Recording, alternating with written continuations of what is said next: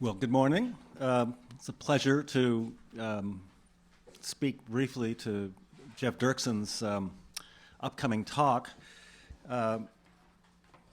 Since Sarah rehearsed in such delicious detail last night all of Jeff's books, accomplishments, teaching interests, etc., I wanted to sort of hone in on what makes his poetry so interesting for me, and I just want to do that very briefly, and then get out of the way and hear what Jeff has to say. We are all too young to remember when the new was anything but the most retro of receptacles. We're too young to remember when here and now were anything but the sunniest of bedtime stories for those scandalously ensconced in what used to be known as the present.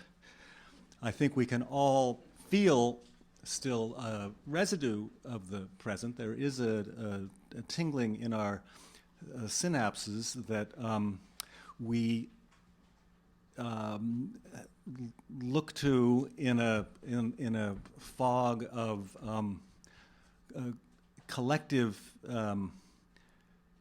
isolation that passes for the present, but it's a very foggy vista, and that is, I think, the condition that all of our literary, linguistic, lingual endeavors have to contend with.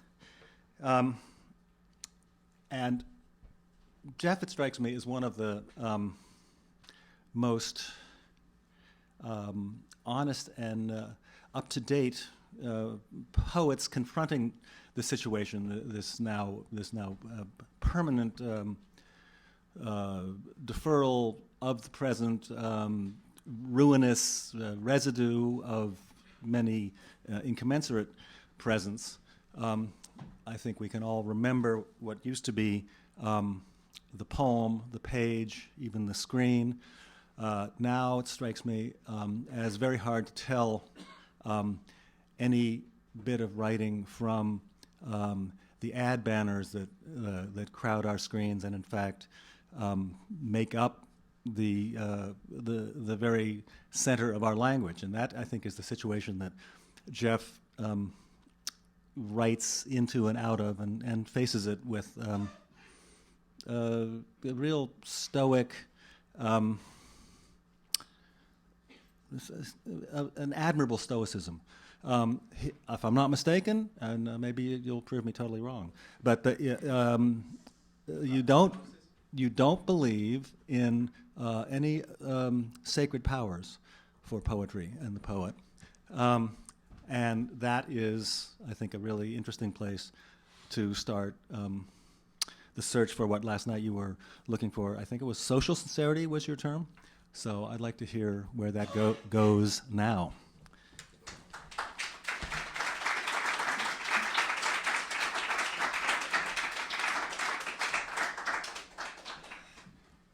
Thanks, Bob, for your gracious and reflective introduction. I appreciate it.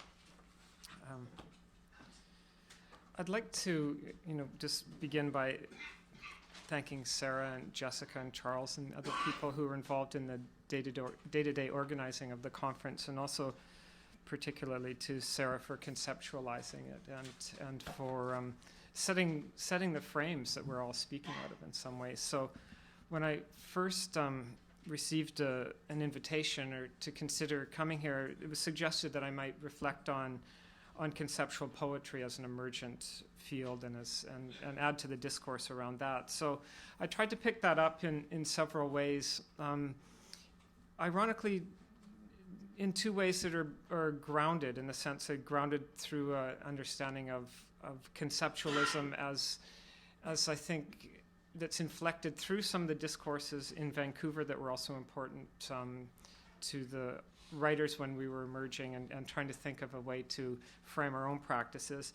And also out of institutional practices that come out of several places in Vienna that I've been involved with or have been fortunate enough to be at conferences and see exhibitions. So in some ways, it's a bit of a grounded conceptualist I'm going to speak to. So my title is called Poetry After Conceptual Art.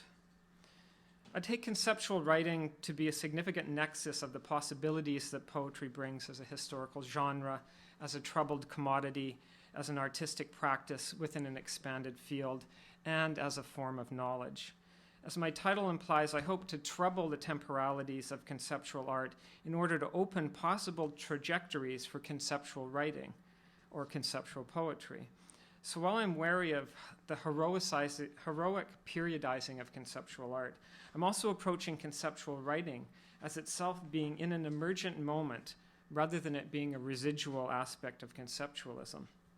In order to avoid the limitations of the Anglo-American story of conceptualism, conceptual writing has access to both the terrain of post-conceptual art practices and the present moment of the rewriting of the archive and history of conceptualism that present challenges to the standard narrative. And part of this challenge comes through the opening of the archives of conceptual art from the former East Bloc. So therefore, one aspect of my reconsideration are the possibilities of conceptual writing practices in a period in which post-conceptual art is no longer anchored so tightly to notions of the dematerialization of the art object and modes of critique aimed at the architectures of the art market and institutional apparatuses. Within this accepted story of dematerialization and critique is also the tale of failure, in which, as Alexander Albero puts it, quote, standard accounts have tended to claim that conceptual art strove to negate the commodity status of art, but failed. Yet the idea of the political economy of conceptual art sought to eliminate the commodity status of the art project, while highly provocative, is mythical. The history of the possibility and failure of dematerialization of the art object holds particular energies for writers, given that the dematerialization of art was often a textualization, or from the point of view of poetics, the materialization of the idea of the work through text.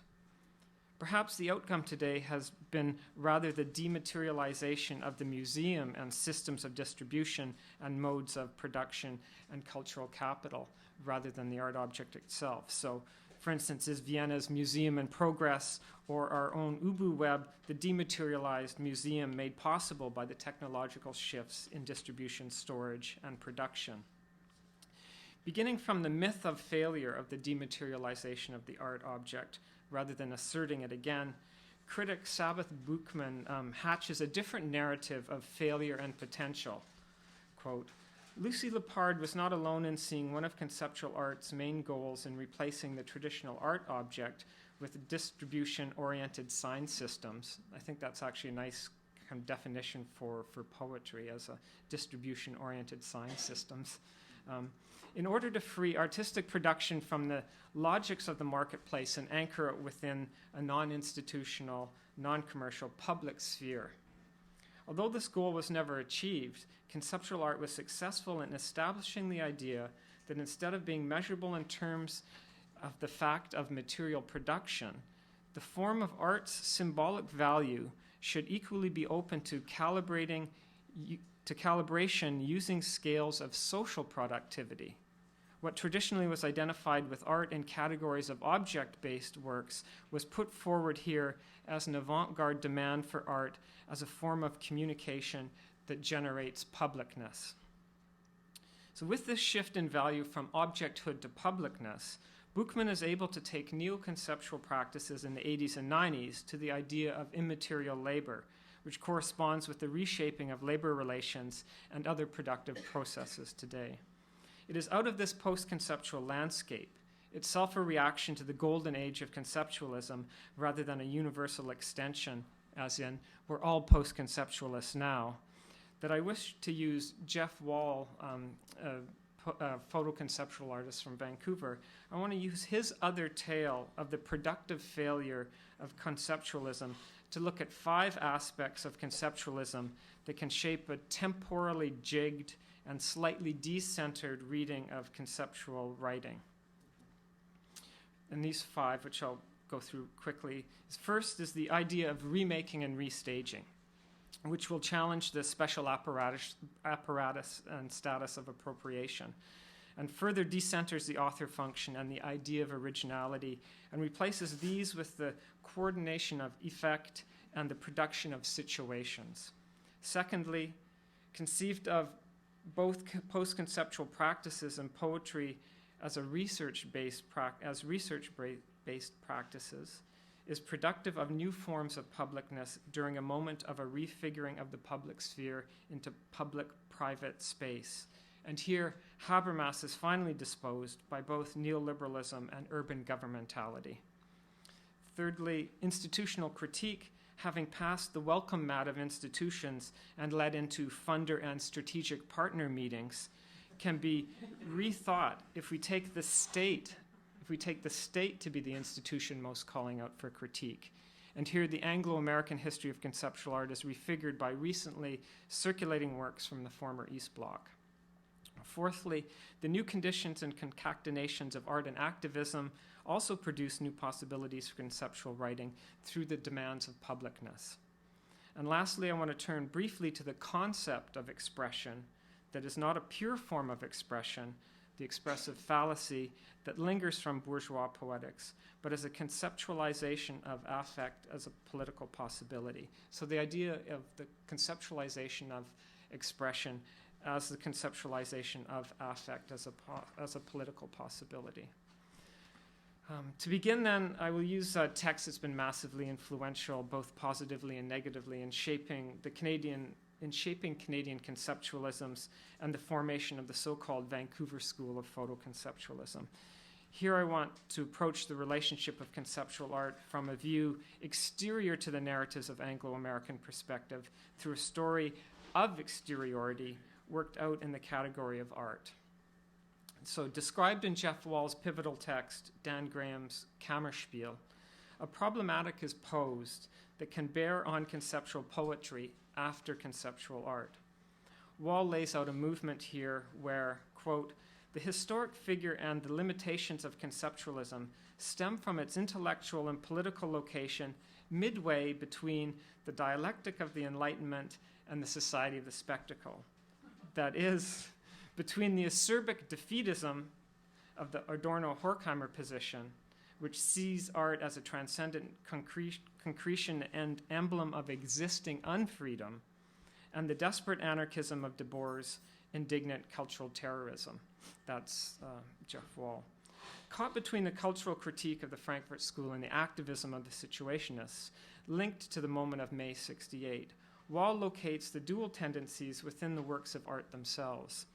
Quote, they simultaneously struggle toward the political immediacy in the sense of new left activism, and at the same time tend toward concretization of the cultural demands, the cultural dilemmas of the falsification and ruination of art by mimicking that ruination, by reflecting on their own structure.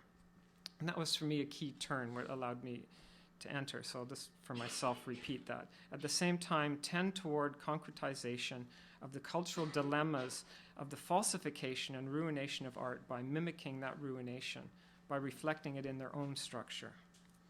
Wall characterizes this as a, quote, dialectical inversion, which has its direct precedence in the reductivism which emphasized the work of art's resemblance to non-art, and is the direct precondition of the dematerialization of the work of art into critical language. It's not just dematerialization, but dematerialization into critical language. In this position, I also hear echoes of the intense politics of the sign that was characteristic of Steve McCaffrey's positioning. For instance, in an early edition of Language magazine, he begins with the proposition that the fight for language is a political fight. The fight for language is also a fight within language. The dialectical inversion here is not a reduction, but a production. Quote, as productional values, the writing as a production of production, the reading a production of the text. The inversion that McCaffrey identifies or even mobilizes is productive of the critique of the category of poetry as it identifies the possibility of poetry as critique. About 3 decades later, Robert Fitterman and Vanessa Place revisit the poles of reading and consumption and production under the current information regime, but with McCaffrey's production side refigured as thought. Quote, pure conceptualism negates the need for reading in the traditional textual sense. One does not need to read the work as much, think about the idea of the work. From this dual tension of political immediacy and mimicking the ruination of art, which Wall sees worked out in various ways, two tendencies spring. On the one hand, radical conceptualism attempts to, quote, break out of the institutional enclaves of art and intervene actively in the complex of social forces constituted by urban communication and representation systems. On the other hand, Wall dwells on the missed potential in conceptualism in that it, quote, was unable to reinvent social content through its socialization of technique, and it necessarily fell prey to the very formalism and exhibitionism that it began by exposing, though it managed in the process to drive that formalism to a new level of internal composition. Again, the parallels with poetry in 1973 onward, let's say, are evident. So tellingly, Wall leaves an opening within this dialectical inversion as the failure of conceptual art is at least partially determined by social developments of the, quote, wholesale assault on all the social and cultural institutions born out of the post-war period. Thus, even though conceptualism's responses to this social and cultural crisis were inadequate, Wall figures conceptualism as an incomplete movement. In this inversion, the failure leads to other possibilities under different social and cultural conditions, which will bear on my devices of remaking and restaging. In a later essay, Wall merges the failure and possibility of conceptualism with photoconceptualism, which identifies the picture and its burden of representation as the way forward. Wall ups the ante in his reading, though, of this art historical trajectory of conceptualism through its failures. He says, measured against the possibilities of the movement are therefore, even as failures, the most incisive reflection of the gap that had opened in the historical and political memory of modernism after 1939. This enormous weight, then, of the failures of conceptualism being tied to the failures of modernism, framed through the negative dialectics of Adorno, which are then charged with the positive possibility of dialectical inversion, come to rest upon photoconceptualism in the use of the picture. This is how Wall recuperates this narrative to lead to photoconceptualism. From Wall's story, the Vancouver School of Photoconceptualism can be understood to emerge from the belated modernism of Canada's West in order to return to the key problematics of a modernism understood not merely as an incomplete project, but as a radically uneven and repetitive problematic. This place-based modernity was laced into, allegorically by Wall, the grand failure of modernism after 1939, articulated as a cultural failure that permeates everyday life. An argument that sets aside Henri Lefebvre's work on everyday life as the intensified site of possibility and critique, where critique becomes possibility. Skip ahead because I talk a little bit about the relationship of Vancouver photoconceptualism to Vancouver writers, particularly Dorothy Trujillo-Lusk's poem, Sentimental Intervention, which is an appropriation text that juxtaposes and intersects fragments of Flaubert's Sentimental Education with a text from Jeff Wall, thus enacting this productive ruination of the possibilities and failures of modernity and its subsequent reconfiguration by Wall. But importantly, Wall's narrative opens up another narrative of post-conceptual work that ties into the very possibilities of the failures that he outlines. Modes of social critique embedded in artistic practices, with artistic practices as a sort of privileged site for this to take shape in due to their situatedness within culture. And the relationship of art and activism, which has certainly intensified to produce new forms of social art making. This is exactly the terrain that Alexander Albero works from in his formation of the movement from conceptualism to post-conceptualism. Albero picks up on this dialectical inversion and the tensions of failure and an incomplete movement. Quote, indeed, the legacies of conceptual art often counter the brazen abandonment of public sphere discourse in establishing politics by staging social and political issues within the context of art. Post-conceptual manifestations of what has come to be called institutional critique have linked specific places and practices devoted to the exhibition and distribution of art and the framing of the social and political community. It is as though the narrowing of the public sphere and the lack of political invention in recent decades has given the project of critically minded artists working with the legacies of conceptualism a new urgency and new possibilities.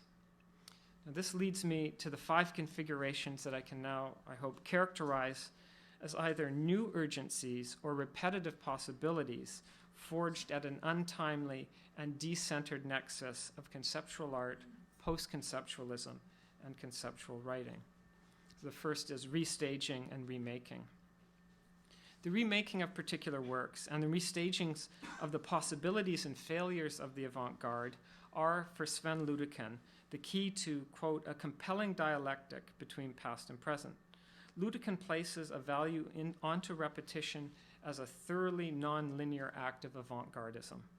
Quote, when revolutionary pathos prevented an analysis of the differences between 1927 and 1967, such repetitions ended up being little more than radical retro chic. However, the significant artists of the neo-avant-garde of the late 60s developed a compelling dialectic. How is this logic of the remake and of repetition at work within the trajectory of conceptual writing that I'm trying to stitch together here?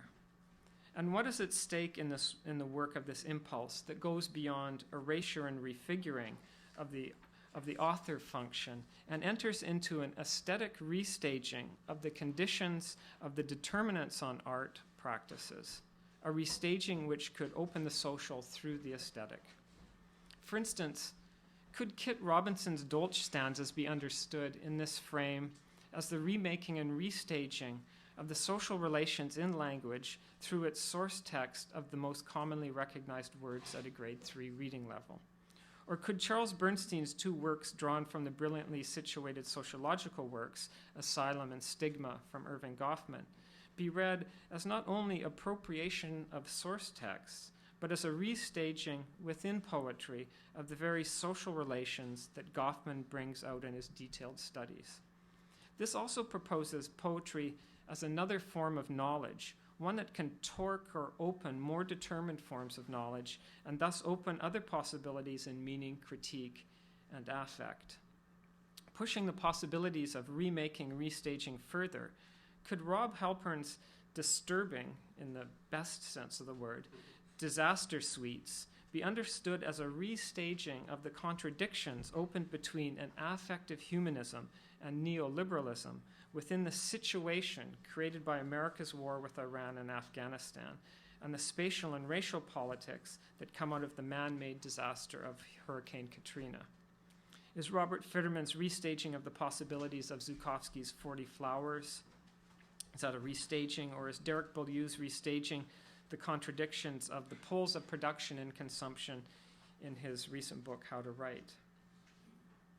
In this trajectory, I'm also tempted to propose the radical translation work of the Toronto Research Group, B.P. Nichol and Steve McCaffrey, as a process of remaking rather than translation.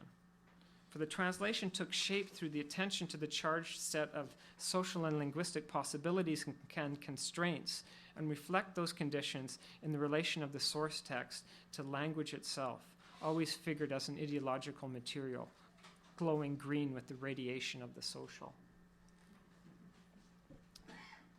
I'm going to speed up a little bit. So, research and the intersection of appropriation. Situated within the terrain of post-conceptualism, research-based practices have little to do with the expressive fallacy, but they are related to the current media landscape that itself is the repetition of AP wires and thunk tank drudgery at the expense of investigative reporting. Fitterman and Place. Moreover, This is a quote for them, Fitterman and Place. Moreover, because institutions of poetry and progressive writing already wield so little cultural and economic capital, conceptual writing has been increasingly shifting its attention to mass media and the larger bodies of language management. For example, websites, ads, blogs, etc. Note the potential for collusion, note the insistence on capability. This is another embrace of failure, end quote. Or, with a slight shift of frame to post-conceptual notions of publicness, quote, art media as counter-media could not be simply semi-public specialist forums, distinct from publicness at large, but avant-garde attempts to forge different publicnesses, counter-publicness. In another way, research-based practices can appropriate the outcomes of academic research, for they can eschew corporate modes of knowledge through social collaborative forms and research that does not have a predetermined formal outcome or strives towards a myth of rigor and finality.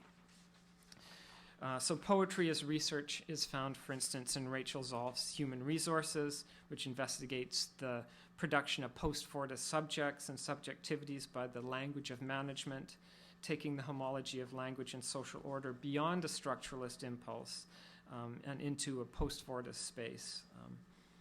There's a list of other texts I could name for that. So whereas 15 years ago I would say that avant-gardist texts were investigating the possibilities of language within a late capitalist moment, pushed to the limit by Steve McCaffrey, certainly, these texts I mention here are not about the possibilities of language as such, but are nonconformist productions of knowledge based on research methods drawn from scholarship and contemporary art. Such practices can even aim at the production of nonconformist knowledges. Institutional critique and critique of the state. The recent shows of former East Bloc conceptual works, I think, has opened a kind of socially bound work that bounced off of the real social limits set by the state and later the dissolution of the state. This is both a new body of work in some ways, but also a rewriting of institutional critique. It's seen in many projects coming out of the former Yugoslavia, particularly the group Irwin with their NSK state, Neue Slovenian Kunst, the new Slovenian art state is what they're working on. Edith Andres has put it this way. In terms of institutional critique concerning conceptual art of the 1970s, the institutional critique, so inherent in the movement in its Western formations, was flexible enough to be converted into the critique of the socialist regime in its Eastern variant, and to convey a coded political message. So it obviously became the most conscious device of the underground countercultural force. Produced under very different conditions, this work did not see the gallery, the museum, or necessarily the art object itself as the dominant field of intervention, but as Andres points out, could turn to a critique of the state as an apparatus. Could this flexibility of institutional critique from the 1970s be twisted again today into a critique of the neoliberal state? Can conceptual writing be seen as a critique of the state as institution by staging poetry as the site where the absorption of institutional critique into institutional practice is inverted? And the new conditions of art and activism. Is this the triumph of the dematerialization of the art object? That art practices do not have to create an object but can create new social relations? I do not mean relational aesthetics. I don't mean potluck dinners in galleries. But the impulse of art and activism that rescales institutional critique but overcomes the dread of tying it to politics and throws out this as a false limitation. Again, the inversion.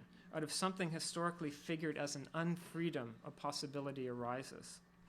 To extend Albero here, his statement, post-conceptual manifestations of what has come to be called institutional critique have linked specific places and practices devoted to the exhibition and distribution of art and the framing of the social and political community, can itself be restaged within the linking of particularized social struggles and campaigns to poets and poetic practices. This is an extremely strong aspect of the concatenation of poetry and activism today in Vancouver. The results have been invigorating at both the social level and also at the level of form within poetics. For engagements with publicness also set a series of formal strictures and possibilities into motion. I have a list of people that I could name whose work is really intensely involved in this. So I would also just point to the work that KSW, Kootenai School of Writing, did with Aaron Vitiver through the wood squat action, which was the squatting of an intensely symbolic and materially important building in the center of Vancouver. Lastly, conceptualizing expression. Craig Dworkin. But what would non-expressive poetry look like? A poetry of the intellect rather than emotion? Fitterman and Place. The skull is the heart. From this inversion of skull and heart, I want to propose, following Isabel Graw, that expression and conception are not as separate as conceptualism publicized, and that expression can also be conceptualized. Graw argues, quote, both expression and conception represent specific notions regarding artistic practices and procedures, which in turn are conjoined to processes of value formation and relations to the market, and that expression can be conceptualized also in seemingly expressive painterly gestures without permitting conclusions as to any authentic emotional state. What would the poetry of conceptualized expression look like? Dan Farrell's Avail, which takes its language from responses to health surveys, is an extremely powerful conceptualization of expression and also of the expression of an existing unfreedom within our long neoliberal moment. It is an extremely subtle and persuasive iteration of biopolitics. Along with Fitterman's This Window Makes Me Feel, we have a basis for the conceptualization of expression that is not overly determined by the popular reception and generic expectations of poetry. On my own part, I've turned to the conceptualization of a social sincerity. If objectivist sincerity has to do with creating the sincere rendering or reflection of material relations seen in the social world in the poem via accuracy to particulars and thus folding the poem into material relations, what I feel compelled to try is to bring sincerity as a situation dangerous to neoliberalism and found in relations in the social into the poem and by extension into my own affective alliances. This involves conceptualizing sincerity within the determinants of its own production. So to conclude, I'm aware that the opening of the archive of conceptual art in relation to the present of conceptual writing creates an inverse temporality. However, the archive of conceptual art is altering in both intensive and extensive ways. Extensively through the discovery of the East Bloc conceptualism that enters into dialogue with the dominant Anglo-American history. And also my challenge here is not to periodize conceptualism, as I teasingly do in the title, which builds too easily a golden age of conceptual paraphernalia and canonized moments into tendencies and then heroicizes a movement based on an attack of originality and immateriality into original and originary moments and historic ruptures. Perhaps then the potential of conceptual writing is not to save poetry from poetry and its institutions, or the continued tyranny of the originality in the age of digital reproduction, or the continued and very real tyranny of consumption over production, but also to rewrite a broader history of conceptualism, one that moves beyond moments and tendencies, and one that is more fluid in its genres, into one that can be understood in terms of transversality. Just very quickly to tie into something Steve Colas mentioned in his papers, I'd like to distinguish between system-immanent criticism and self-criticism that Peter Berger uses in his formation of the avant-garde. Berger, borrowing from Marx, points to the internalization of system-immanent criticism versus the objective understanding, in quotes, of self-criticism, which implies, quote, insight into the overall processes insofar as this process has come to a conclusion in the present of the cognizing individual, however provisional that conclusion may be. When the avant-garde, Berger argues, turns to self-criticism, it criticizes art as an institution and the course of development it took in bourgeois society. Despite the limitations of Berger's theory that have been rehearsed in many different places, today there are echoes of conceptual art's step outside of immanent critique to shape institutional critique. Can this step be restaged today on a broader scale? Now that any avant-gardist dreams of a semi-autonomous or even protective position for art in relation to the economic, let alone in relation of the social to a larger dimension, have been erased by the common sense of neoliberalism derived from its neoclassical economic thought, is not a self-critique of art also a critique of the economic logic that we are now forced to live within and under? Is this a dialectical inversion of base and superstructure that actually enlivens the so-called superstructural elements? Self-critique of culture becomes a critique of the economic precisely because it is embedded within it. This is not the essence of Wall's dialectical is this not the essence of Wall's dialectical inversion of conceptual art? I thought I would feel so weak, Superwoman, as we came close to the kryptonite, but I find myself strangely empowered. But of course, the very history of institutional critique in conceptual art gives us caution, even in the post-conceptual landscape of publicness.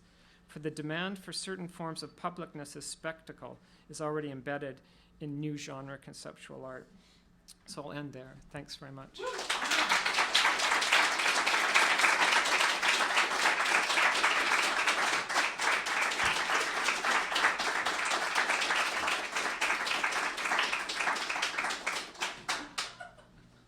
Questions? Looks like the well-dressed Mr. Book has a question. I have to say that was a great paper on the subject of conceptualism. I'm curious about the last 20% of the paper pertaining to expression, especially within the context of the forthcoming anthology of conceptual writing, an enormous book, 600 pages, entitled Against Expression, which would seem to prevent the attempt to prise open this space that you see for a kind of social sincerity. And I guess I would want to be a little more probative in that part of your paper where I find it harder to recognize, say, myself within, or Kenny's practice, for example, within that call for a kind of almost lyrical space or an expressive space within the milieu of conceptualism.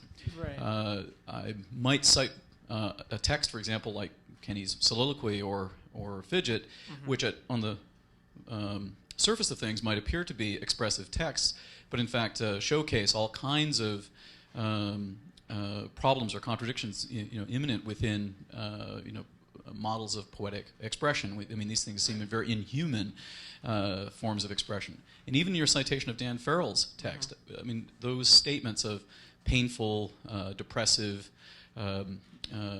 confession seem to illustrate that they're actually expressionless. They're tantamount to a kind of discourse that at play is not something that constitutes an expression so much as an idea or a concept of pain and depression, that seems in some sense very inhuman. It's beyond human, right? So I'm curious, just probatively asking you to expand upon this idea or this attempt to make a space within a something that's been so carefully conceptualized that it doesn't permit this expression. So I guess in some ways I'm reconceptualizing the conceptualization of it so the way I'm doing that is by saying, okay, we have one of the great potentials of conceptual writing is that we have two available histories. One is the Anglo-American history of conceptual art, which has certain strictures on it, and I think that's the dominant narrative that conceptual writing is coming out of. We also have available the narrative and the actually existing terrain of post-conceptual practices that are tied towards have the possibility of the production of publicness. So to me, we have these. There's a temporality. There's two temporalities that allow for the production of other narratives of this, and also other potentials. So, for instance, soliloquy we can take as a conceptualization of expression, not the within certain sets of social and aesthetic limitations. Now, if we move the limitations from outside of the poetic field into field of post-conceptualism, then we start to see, and this is my argument for Dan Farrell's work, we can start to see that the strictures are both textual and they try to work through a social constricture, which, I'm borrowing from Wall, saying that it's an existing form of unfreedom. So in the neoliberal moment, what forms of expression become a critique of the limitations of expression in the present moment? That's the dialectical inversion I find very productive within Dan's work, for instance. Okay, well, I might agree with that insofar as soliloquy showcases all kinds of shortcomings of expression. But it's not necessarily, for me, a shortcoming, because we have to take seriously that the limitations are productive within a dialectical inversion. Sure, well, and we get something productive out of it. We actually get to see what a week's worth of speech might look like, unexpurgated. But it does give the lie to those lyrical poets who say, first thought, best thought, I don't edit anything I say. Right. And he says, no, you lie, right? Or those people who say, my life is an open book, I'm a confessional poet, everything's on display. And of course he says, no, you're not, right? And moreover, it suggests to those people who might dismiss avant-garde practices asyntactic or ungrammatical and unreadable, he's saying, of course, that's how we speak, though, in everyday life. Everyday speech is, in fact, avant-garde in its structure. You live it and speak it every day. You converse in it. And those are the kinds of things that I think are exposed as acts of expression in a book like Soliloquy. Right. And I just what I do is I make a shift. I recognize the contextual framing that happens when we take it through a kind of normative, a critique of normative lyricism and its shortcomings and its determinations. But I say, but one of the great potentials of conceptual writing is that it opens potentials when we make a shift to post-conceptual practices, which would be conceptualization of expression as a kind of critique of the determinants upon everyday life, upon social possibility. So what I'm doing is, I'm proposing this dialectical inversion via Wall, but I'm also doing a kind of oscillation where I'm oscillating between the limitations of poetry received within poetry as a cultural field and the potential of conceptual writing within the Anglo-American tradition and the possibilities of post-conceptual practices as they exist today. Okay. Just a brief comment or question. I'm actually not sure which it is, but anyhow, thinking about expression and then thinking of Dan's poem or even Fitterman's "This Window Makes Me Feel." Is the shift not that we're getting away from expression, but that expression in those works is somehow socialized or collectivized? I.e., there's not that singular person saying, wow, I feel like, but we have this chorus of voices expressing. Right. Although I think with a veil, it's like it's this super intense individualization of that expression that it implodes under the own weight of its anxiety and of its individualization. So in the dialectical inversion, then it shows the limitations of the unfreedom within the neoliberal moment. And I said I find it an extremely subtle and moving, deeply affective, moving kind of conceptualization and expression, or let me back up for Christian, a conceptualization of the possibilities of expression at the level of a biopolitics that's worked out through health. So it's not, healthcare is not a discussion of access to doctors and medicine, but it's a form of governmentality enacted on the body.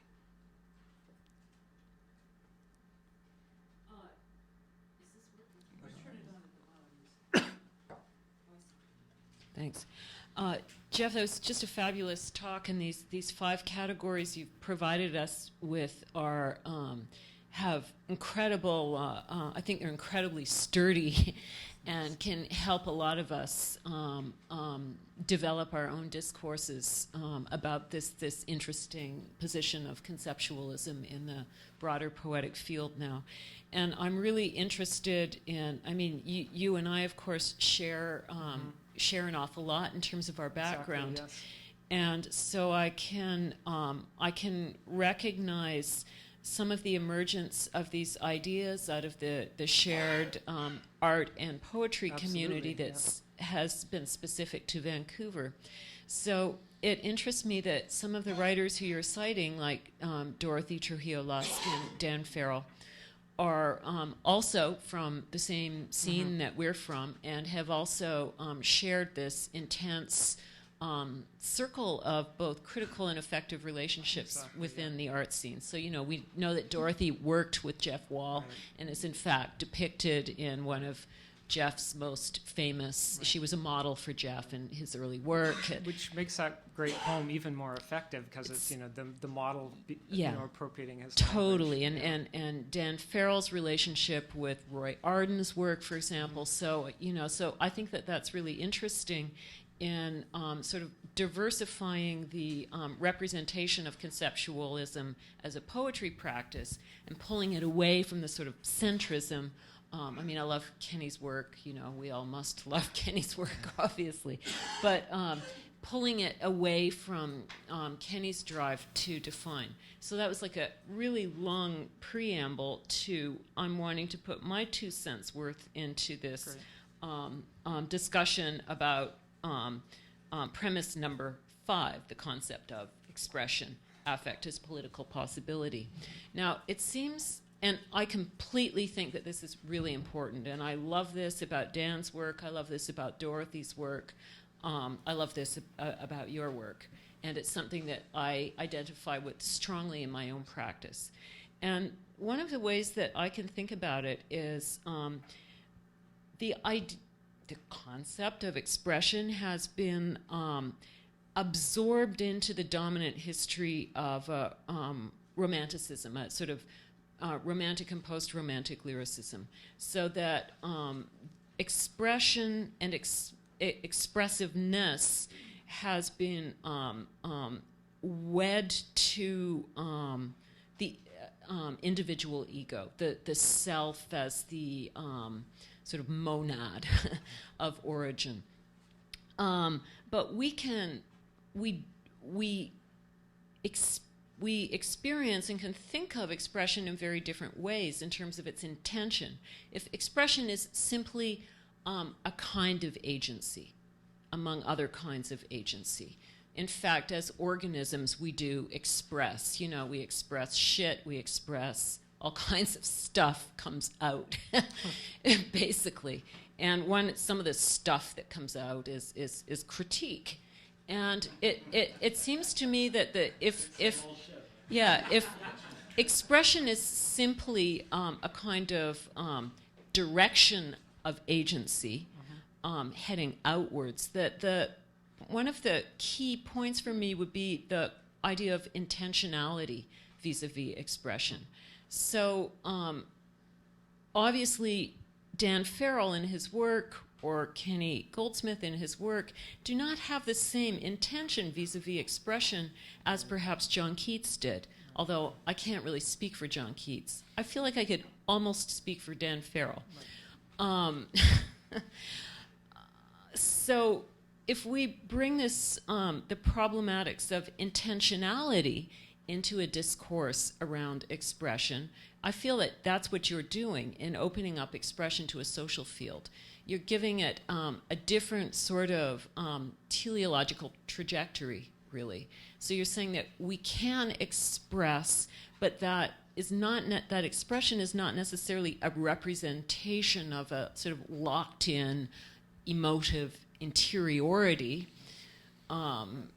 but becomes a movement towards a semantic field in the political and social sense. Right. So I feel like this idea of intention is really what could maybe solve this argument that Christian, who's now left the room apparently, I wanted to talk to him. I don't see this as a problem.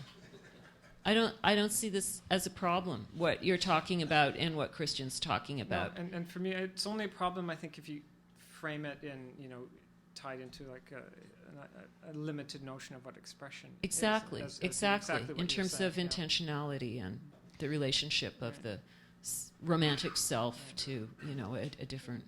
I mean, and intentionality is such a difficult and loaded word for many of us, right? Because, like bristle almost when you hear it. But I think for me, it's like the challenge is to overcome like a poetics whose politics were based on kind of notions of radical openness. And then how does that lace into very real material social struggles and activist imagination based on social justice, which would have an intentionality tied to it. And if that intention then becomes through conceptual art as the production of new forms of publicness, that to me is still a radical openness, but one that has, not an end game, but an intention. And there's many people in the room whose work I think does that. I commend Mark Novak's research-based conceptual practices and his transnational project that he's just embarking on between American workers and South African workers that uses poetry as a method to produce new forms of sociability and to rejig social relations. And that's expression. And that's also, Mark's also using that through the expression of workers to material labor and immaterial labor. I was going to, in my list, I'd also had tried to rethink if Debbie was a remaking of the epic, precisely at a time when epic as a form would not have had much social traction. So to me, then, it's not an inhabiting of an existing canonical form, but a restaging of the possibilities, in your case, of the feminist epic at a moment where there would be forms of social unfreedom that would not allow that to happen. So you get a formal restaging, not a formal innovation, but a formal restaging that then reflects upon the conditions of its own making at that moment.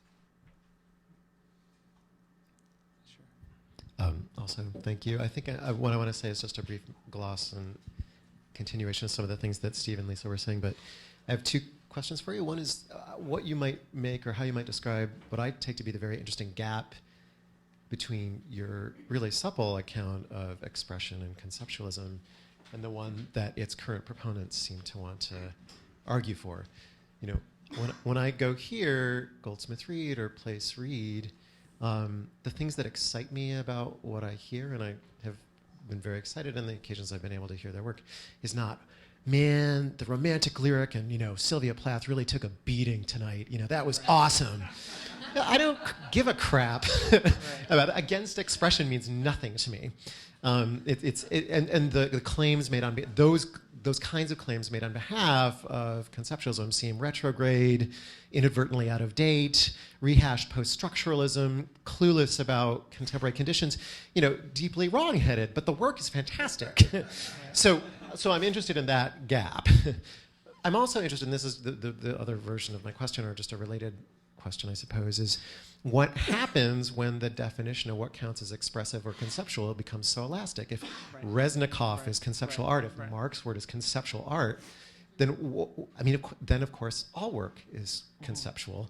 Similarly, I just wanted to say, and this will be the last thing I say because I would love to hear what you have to say, is that just as the archive, as you were putting it, of conceptualism has opened up in the last X number of years by our archival or testimonial access to the East, so too has the archive of the lyric opened up in the last 30 years, and what counts as the lyric and what the functions and roles and conflicted histories of the lyric have been far outmaneuver, forgive me, a whole series of critiques of some imaginary lyric where Shelley's bossing us around and making anti-democratic gestures by telling us what happens with the west wind, So the archive of the lyric has also opened up considerably for a variety of scholarship in the last 3 years. So, what do you make of these situations? You're being very gracious with each other, but there seems to be a pretty big gap between their accounts and your account, and I prefer yours.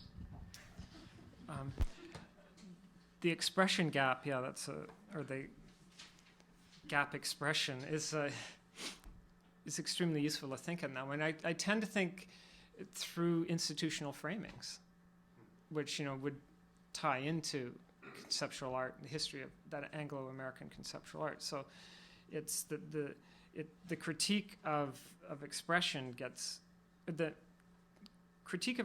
begins with a narrowing, and then out of that narrowing, other possibilities spring. But it creates a narrative that doesn't allow, as I'm suggesting, for the conceptualization of expression.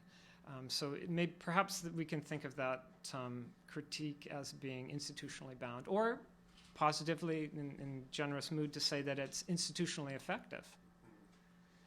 But it doesn't move outside of that institution so well, so it's tied into the narrowness and the strictures of institutional critique from conceptual art. My gambit on that is to, as I suggest, move into the terrain of post-conceptualism, which allows us to work through a conceptualization of expression and the social possibilities of that.